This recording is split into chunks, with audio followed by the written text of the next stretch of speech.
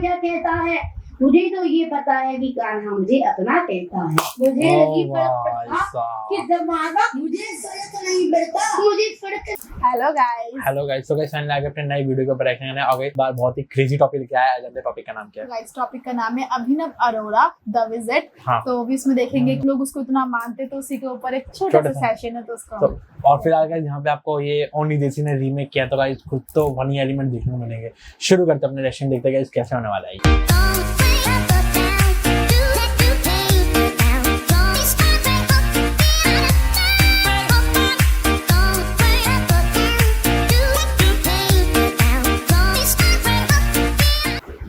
आध्यात्मिक आपका पैर है और भौतिक खान दोनों ही जरूरी हुए ना। ये हाथ भौतिक और ये पैर जो है ये आध्यात्मिक ज्ञान आपका पैर। ये हाथ जो है ये भौतिक है। पैर हाथ पैर।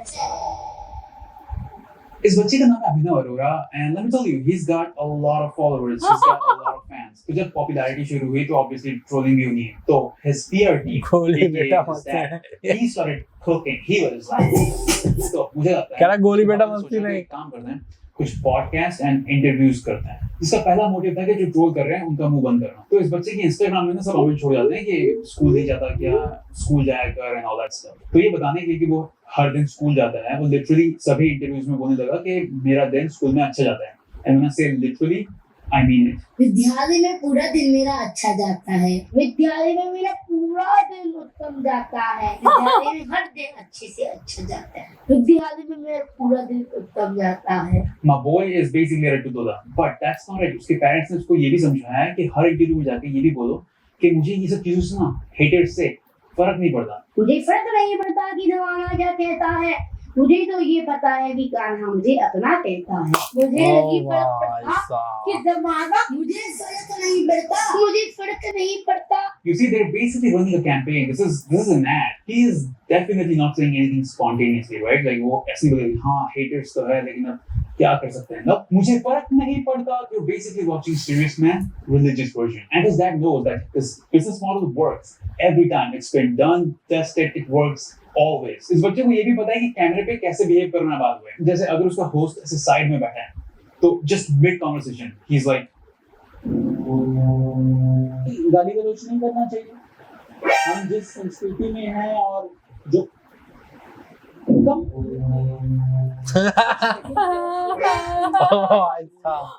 was watching this interview this morning and I swear to God I just lost it when he started doing this. We came for him, Blink. Oh my, Blink. जवाब He's gonna do it. He's gonna do it any moment. He's gonna do it. He's gonna do it.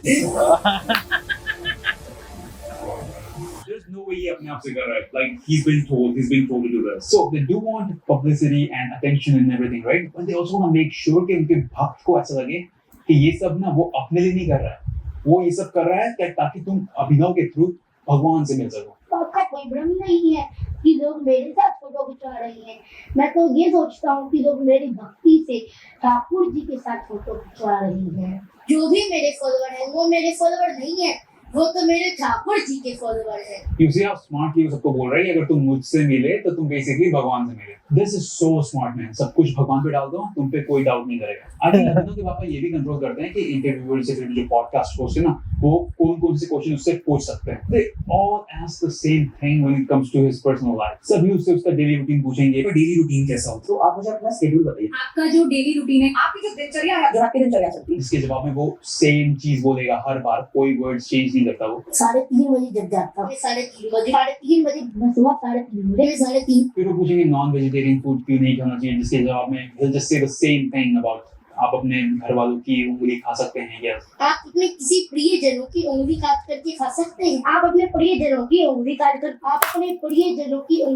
And I'm sure अभी भी कुछ झुंझुओं का लग रहा होगा कि तो क्या हो गया, सेम जवाब है तो सेम जवाब ही देगा ना हर जगह। अगर तुमको भी ऐसा लग रहा है तो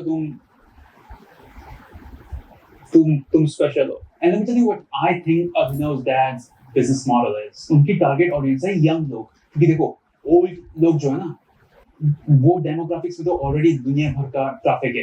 तो उनका ऐसा है कि हम ना एक काम करते हैं, इनको अट्रैक्ट करते हैं। तो वो हर इंटरव्यू में बोलेगा कि ओल्ड एज में भक्ति करना भक्ति नहीं है, ऐसा कुछ बोलता है। यदि आप 50 साल की उम्र में भक्ति करने लगे हो, भक्ति नहीं है। यदि आप 50 साल की उम्र में, यदि आप 50 साल की उम्र में, Oh, 50 साल की उम्र में करने लगे तो वो भक्ति नहीं है ना। भक्ति तो कम उम्र से ही शुरू कीजिए। Smart, very smart, dude. If you want to learn business, learn it from Abhinav's dad. I'm telling you, this dude, he's fucking, His dad also want to make sure कि लोगों को पता हो कि ये सब वो नहीं सिखा रहे, ये सब उसे अपने आप आया है। कृपा हुई मुझ पर कि मैं अपने आप से भक्ति करने लग गया, और राधा रानी ने ही मुझे इस उद्देश्य से इस धरती पर भेजा है। श्री राम जी ने सिखाया है मुझे ये सब। ये एक ऐसी चीज है जो हमने अभिनव पर नहीं थोपी है। His dad teaching him everything, man. मुझे 2 इंटरव्यूज देख के समझ में आ गया था, क्योंकि जब अभिनव इंटरव्यूज करता है ना, तो he uses this formula. कुछ समझाने के लिए ना वो बोलेगा कि मैं आपको एक कहानी सुनाता हूँ। मैं आपको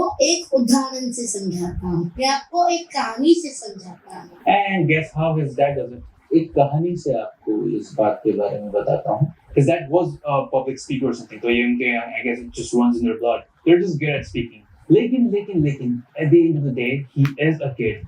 So he is going to slip sometimes. एक पॉडकास्ट में उससे पूछा गया, जब आप किसी को देखते हो तो आपके दिमाग में क्या ख्याल आता है? and I think accidentally she got him off guard, क्योंकि इसका आंसर उसको नहीं पता था।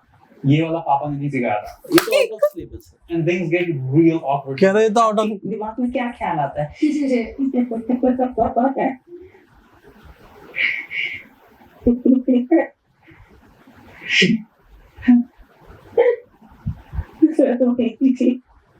बोल नहीं रहा, बस ये बोला जब कोई ना आए तो हंस लेना बस। कैसे पता चला आपको कि आप पर विशेष कृपा है?